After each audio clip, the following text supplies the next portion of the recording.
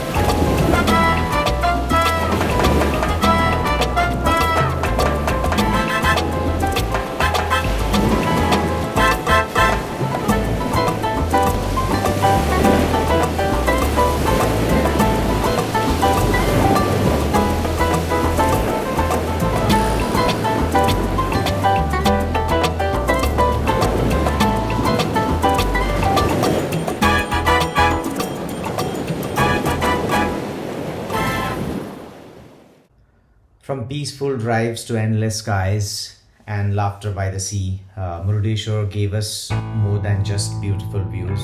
It gave us some wonderful quality time together. I hope you enjoyed this video. If you did, please give it a thumbs up and share it with your friends.